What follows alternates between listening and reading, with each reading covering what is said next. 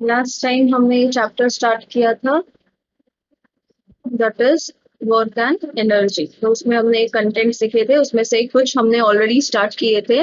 Like first we saw what is work, तो ये उसका एग्जांपल था जिसमें हमने देखा था that work is nothing but when a force is applied on an object और उसका डिस्प्लेसमेंट होता है। In that case we say that the work is done.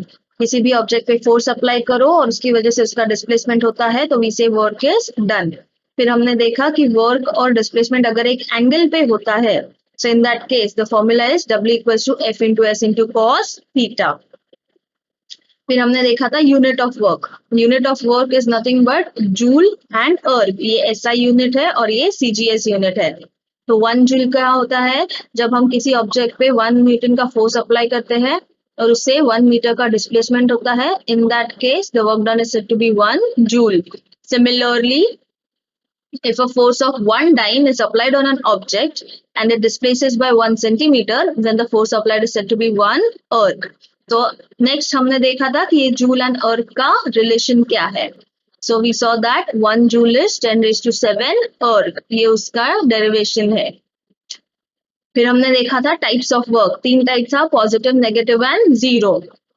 Positive work is when your force and displacement are in same direction, तो उसको हम positive work बोलते हैं। Negative work is जब फोर्स और डिस्प्लेसमेंट अलग डायरेक्शन में होते हैं, ऑपोजिट डायरेक्शन में होते हैं, तब उसे नेगेटिव वर्क बोलते हैं।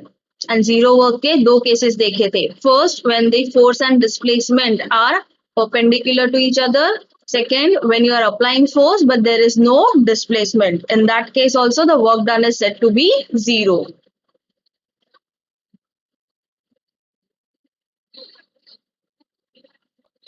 Okay. Today we start with new topic, that is energy. Now, energy is defined as the capacity of a body to perform work. मतलब एक बॉडी में कितना ताकत है कोई भी टाइप का काम करने के लिए। अभी काम करना है, वर्क करना है, मतलब क्या अप्लाई होना चाहिए, फोर्स अप्लाई होना चाहिए। अभी जैसे देखो ये एग्जाम्पल में दिख रहा है, ये बेचारी कड़की सी लड़की ऐसा ट्राई कर रही है इतना हैवी वेट डंबल उठाने का। सिमिलरली दिस छोटा सा लड़का ट्राइंग ओवर हियर, करेक्ट। तो इनके पास, इसके पास थोड़ा बहुत एनर्जी है, इसके पास ज्यादा एनर्जी है ही नहीं इतना हैवी वेट उठाने के लिए। सो एनर्जी बेसिकली क्या होता है कि आप कितना काम कर सकते हो। अब एनर्जी किससे आता है, खाने पीने से आता है, फिट रहने से आता है, करेक्ट। तो जितना ज्यादा एनर्जी उतना ज्यादा काम कर सकते हो। और else I can put that जितना ज्यादा काम करना है उतना ज्यादा एनर्जी होना चाहिए। So energy is equals to work. We say work है तो एनर्जी है और एनर्जी है तो वर्क है। दैट्स व्हाई वी से the units of work and energy is same, because energy is always measured in terms of work, कि कितना वर्क कर सकते हो। अभी जैसे मैंने बोला, देखो इन लोग को बहुत ताकत नहीं है, तो ताकत किससे आता है, बचपन में एक कार्टून देखा रहेगा। हाँ, so over here what happens, this popeye gets its energy from having spinach, यानी from having healthy food. So once you have healthy food, body में प्रॉपर एनर्जी आता है, तो ये जो ऐसे डम्बल्स है वो आराम से like a superman super women you can always pick up. So which means यहाँ पे एनर्जी लो है, यहाँ पे एनर्जी हाई है। यहाँ पे एनर्जी लो है, इसके लिए वर्क प्रॉपरली परफॉर्म नहीं हो पा रहा है। यहाँ पे एनर्जी हाई है, इसके लिए वर्क प्रॉपरली परफॉर्म हो रहा है। So we see that work and energy are interrelated, hence the units of work and energy is same. Clear with that part? Moving on to next part.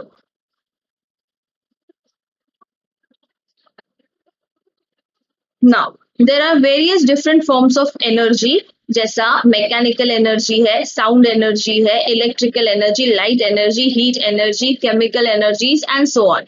ऐसे बहुत सारे energies है, but आपके portion में we are focusing only on mechanical energy, where your mechanical energy is made from 2 energies, that is potential energy and kinetic energy.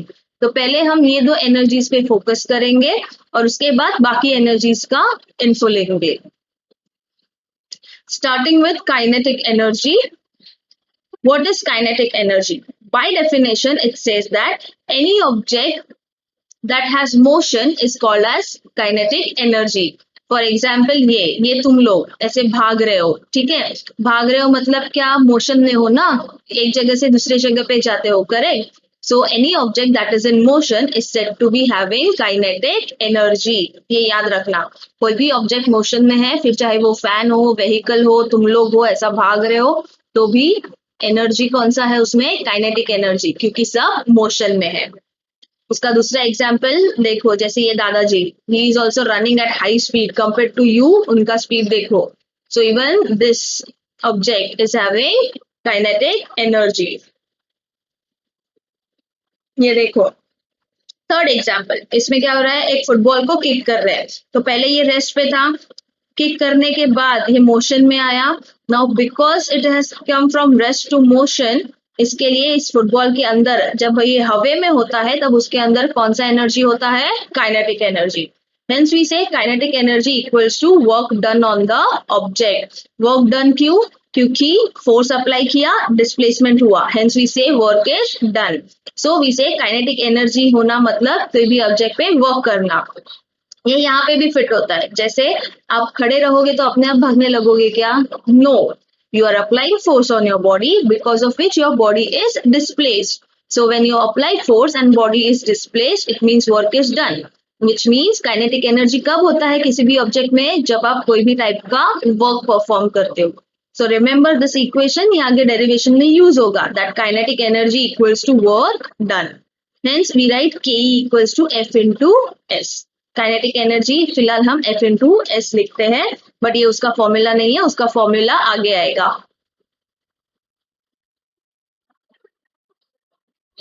This is the expression for kinetic energy, यानी हम अभी derivation start कर रहे हैं kinetic energy का, कि उसका formula क्या है। वो F into S is just the start of that formula. Expression says, suppose a stationary object of mass m moves because of an applied force. यानी एक ऑब्जेक्ट है जो स्टेशनरी मतलब रेस्ट पे है, जिसका मास m है और उस पे एक फोर्स अप्लाई किया है, बिकॉज ऑफ विच वो मोशन में आ गया है। अब क्योंकि वो मोशन में आ गया है तो ऑब्वियस है कि उसके पास काइनेटिक एनर्जी होगा। So let's say initial velocity उसका u होगा and that will be 0 because it is at rest. Applied force be F. This generates an acceleration A in the object. Obvious है कि वो motion में है, मतलब उसमें acceleration होगा, और after time t the final velocity becomes v. तो सिंपल से एक्सप्लेनेशन है, इसमें क्या दिया है, एक ऑब्जेक्ट है विच इज एट स्टेशनरी, उसका मास m है, क्योंकि वो स्टेशनरी है तो initial velocity that is u will be always 0। उस पर फोर्स अप्लाई किया है F, इसके लिए वो ऑब्जेक्ट मोशन में आया है, मोशन में आया इसके लिए उसका एक्सेलरेशन हुआ है by a, and after time t, क्योंकि टाइम t तक it was in motion, so इसके लिए आफ्टर टाइम t जो वेलोसिटी उसका रहेगा वो इनिशियल से फाइनल होगा, that will be equals to v। Now let us see the derivation. It says the displacement during this time is s, therefore the work done on the object is F into S. वो हमने देखा था कि किसी भी object पे force apply करोगे तो वो डिस्प्लेस होता है, so in this case the displacement is given as S, therefore the work done is F into S। ये तो अपने पास पहले से है formula, so we write it as W equals to F into S. According to Newton's second law of motion, ये हमने किया था लास्ट चैप्टर में, F equals to m into a, that is forces mass into acceleration, and Newton's second equation of motion, S equals to ut plus half at square। अब इसी को rearrange करना है, क्योंकि इनिशियल वेलोसिटी u 0 है, सो अगर ये इक्वेशन में हम पुट अप करते हैं तो क्या आएगा, S equals to 0 plus half at square, hence we get S equals to half at square। तो ये इक्वेशन 1 और ये इक्वेशन 2, ये वाले इक्वेशन में सब्स्टिट्यूट करना है, सो F के जगह पे ma और S के जगह पे half at square, so we get as W equals to ma into half at square. So W equals to half, m common है, सॉरी m बाहर रखा है, a into a is a square और t square, so a square t square रखने से अच्छा है मैंने उसको ब्रैकेट में ही at स्क्वायर ले लिया है। So continuing with the derivation, Newton's equation of motion v equals to u plus at, तो u तो 0 है, so ये इक्वेशन लेके हम साबित करेंगे कि डेरिवेशन का इक्वेशन क्या आएगा। So 0 plus 80, so B equals to 80.